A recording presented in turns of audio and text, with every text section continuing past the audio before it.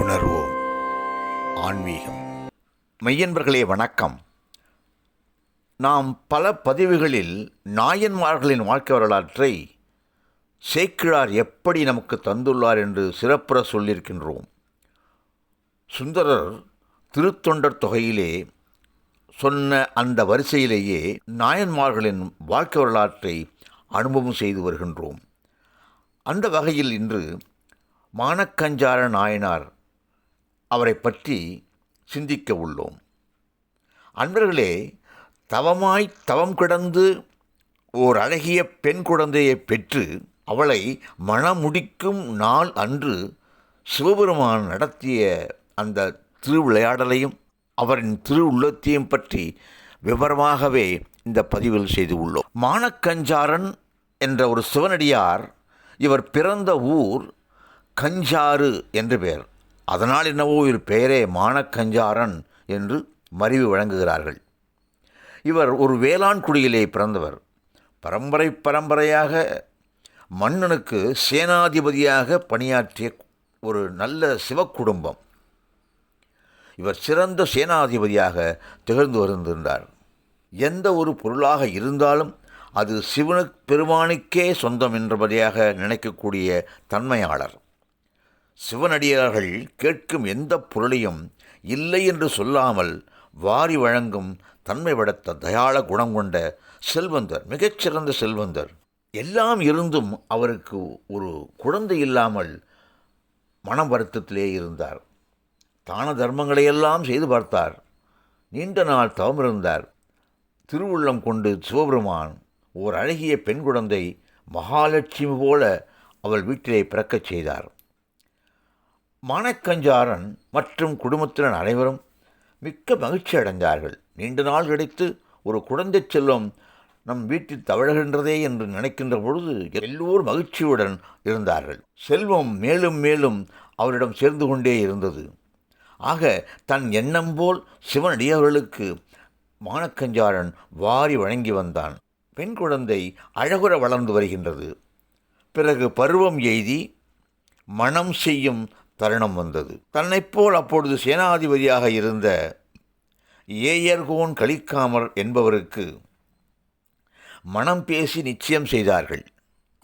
ஏயர்கோன் கலிக்காமர் அவரும் ஒரு நாயன்மார் என்பதை நாம் மறந்துவிடக்கூடாது. ஆக அந்த ஏயர்கோன் நாயன்மாருக்கு தன் மகளை மணம் பேசி நிச்சயம் செய்தார்கள். அடுத்த நாள் காலை கல்யாணம். முதல் நாள் மாப்பிள்ளை ஏயர்கோன் அந்த ஊருக்கு வந்து விடுகின்றார். அவரை ஒரு மண்டபத்திலே தங்க வைத்திருக்கிறார்கள். விடிந்தால் காலையில் கல்யாணம்.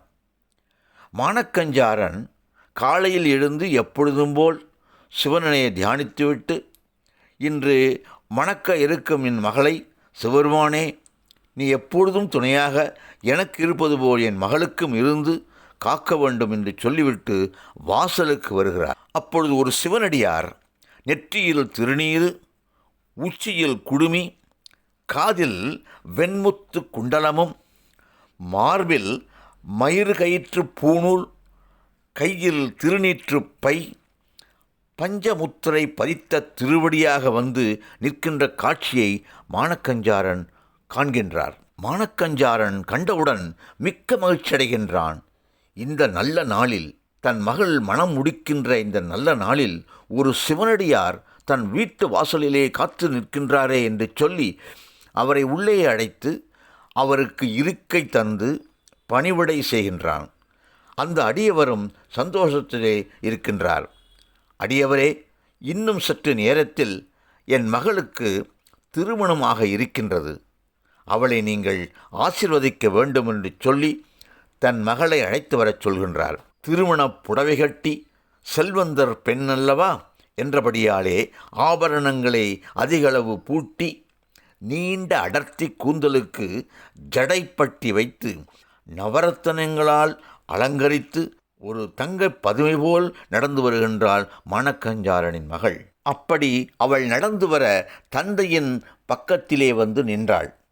மானக்கஞ்சாரன் சொன்னான், மகளே, இந்த நல்ல நாளில் ஒரு சிவனடியார் நம்ம வீட்டுக்கு வந்திருக்கின்றார். அவரிடம் நீ ஆசீர்வாதம் வாங்கு. உன் திருமண வாழ்க்கை மிகவும் சிறப்பாக அமையும் என்றார். தந்தை சொல் மிக்க மந்திரமில்லை என்றபடியாலே உடனே அந்த மகள் சிவனடியாரை காலில் விழுந்து மண்டியிட்டு வணங்குகிறாள். அப்பொழுது அந்த அவளுடைய கருத்த கூந்தல், அடர்த்தியான நீண்ட கருத்த கூந்தல் அவளுக்கு முந்திக் கொண்டு வந்து சிவனடியாரின் காலிலே வணங்குகிறது. இதை கண்ட அடியவர், இவ்வளவு கருமையான அடர்த்தியான நீண்ட கூந்தல் என் பஞ்சவடிக்கு ஆகுமே என்றார்.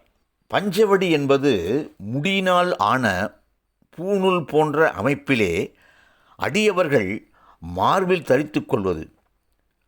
அவர் எதுவும் கேட்கவில்லை. பஞ்சவடிக்கு ஆகுமே என்று சொன்னதும் மானக்கஞ்சாரன் தன்னை மறந்தான். அடியவர் விரும்பும் அந்த கூந்தல் அறுத்து கொடுக்கப்பட வேண்டியது என்று நினைத்து விட்டான். தன் மகளை பார்க்கின்றான். அந்த நேரத்தில் தன் மகளை பார்க்கின்றான். புலிக்கு பிறந்தது பூனையாகுமா? சிவனையே சிந்தையில் எப்பொழுதும் கொண்ட ஒரு தவ குடும்பமாயிற்றே அது. மகள் தன் கண்களினாலே ஒப்புதல் தருகின்றாள். உடனே தன் உடைவாளை மானக்கஞ்சாரன் எடுத்து திருமண கோலத்திலுள்ள தன் மகளின் கூந்தலை அறுத்து கையிலெடுக்கின்றான். அறுத்த அந்த கூந்தலை அந்த அடியவருக்கு சமர்ப்பிக்கின்ற பொழுது வந்த அடியவர் மறைந்து விட்டார்.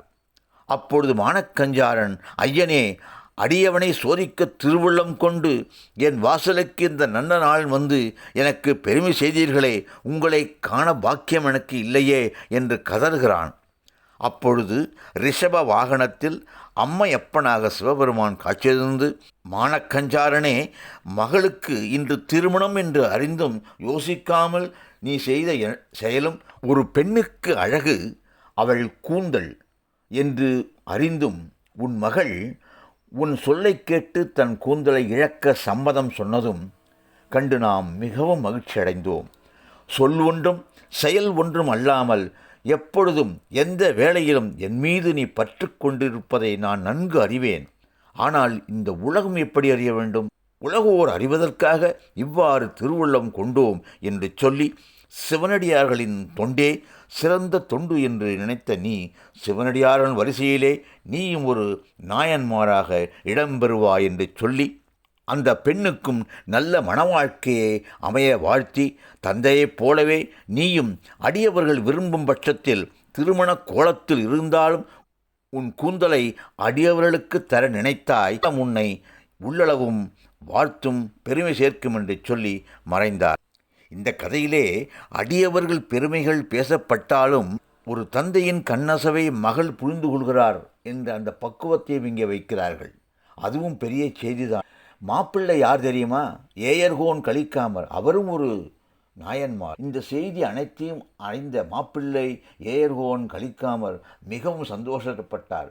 சிவனை தரிசித்த அந்த குடும்பத்திலே பெண் எடுத்து மனம் புரிவதற்கு இரட்டிப்பு மகிழ்ச்சி அடைந்ததாக சொல்லப்படுகிறது. இந்த கதையை சேக்கிழார் பெருமான் நமக்கு தேடி பெரிய புராணத்திலே பாடலாக தந்துள்ளார்.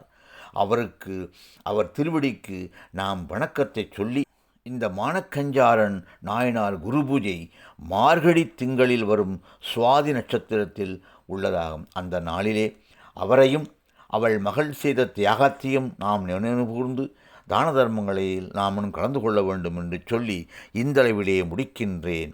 சிவா திருச்சிற்றம்பலம். நன்றி, வணக்கம்.